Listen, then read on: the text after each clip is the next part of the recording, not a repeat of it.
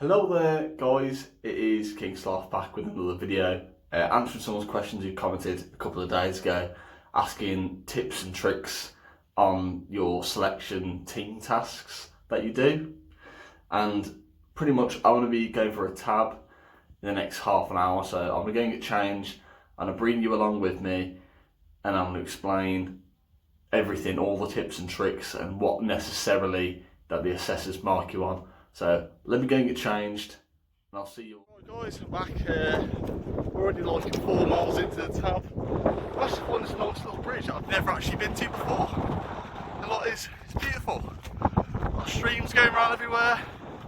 It's proper nice, proper nice.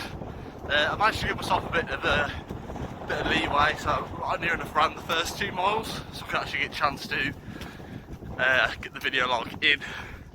Explain to you guys what's going on, answer your questions.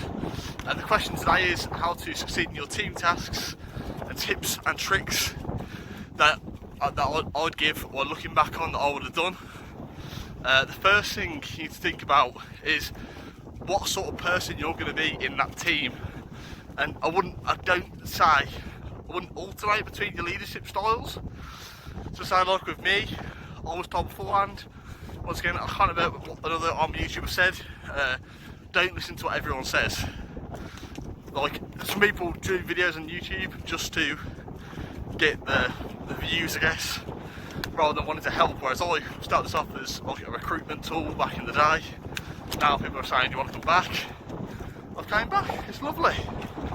So don't alternate your leadership styles. By this I mean, you can either be the sort of person which comes in all guns blazing, right guys, you do this, you do that, you do this, you do that.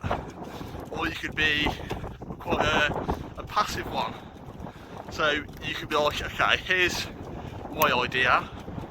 So you give like a good 2-minute speech about it, and then you ask other people their opinion, what they can add as support. With me, it was the task that I was given was, I think it was like 3 barrels, 2 planks, I think like 2 bungee cords. You have to make it across this little sub course.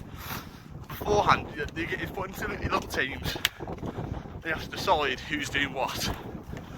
So my whole thing was, to get better marks, I knew that I had to ask other people questions. However, other people were also trying to do the same thing that I was doing, also trying to get high marks, which you can't blame them.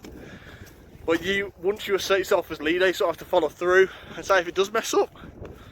Like with when it messed up, I knew I'd get more points. If it messed up, you get more points if you go back and be like, okay team, I can't see what went wrong. Did anyone else see it? So you're asking for their input. That's like the main thing. The main thing in passing your team tasks is how you work as a team. You're not going to be that like annoying person who lets you concentrate, lead, doesn't let anyone else take charge, doesn't let anyone just have a voice. Like 2 seconds, I'm just going to quickly walk across this road because there's cars, don't want it to be too noisy. But at the same time, you don't want to be the person who's sat at the back not saying anything. You want to find that fine in between the level. Sort of the way I work it out is, if you want to be that leader, make sure you put yourself as leader straight away, delegate yourself, but I'll be leader, I'll talk you all through it, and then I'll ask for suggestions. Once you get your foot in the door with that team, I guess it is easier if you have a team that isn't really, oh sorry, 2 seconds, little vodka pass. I guess it is easier if you haven't got like an alpha male on your team, or what's it, a woman, alpha woman on your team. It makes it a lot harder if there's more than 2 heads clashing, so to speak. But it's all about finding that sweet spot in the middle. But make sure, even if you fail, another way, you don't understand how many marks you can lose off random things. Another thing that I found out towards the end, I asked one of the instructors, oh, okay, what happened? He said, oh, well, your team did very well, because at the end, I was like, okay, well lads, we didn't do a task, but fucking well done to everyone. Like, congratulate them, you did really well, we almost passed it. I was like, if we had a bit more time, we would have done this, or if we would have done this different. So if you show constructive like input after you finish a task, even though you've done it wrong, you're going to get marked up. But yeah, I think that's pretty much around it. Make sure you're asking questions. Make sure you're letting other people ask questions. That's obviously most important. Letting other people have a voice to be heard.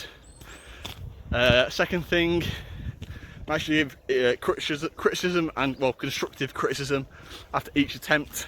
Ask other people what you think that you should do, and just keep working hard. For the people who are joining the army, I wish you all the best of luck, and hope to see you all in the future.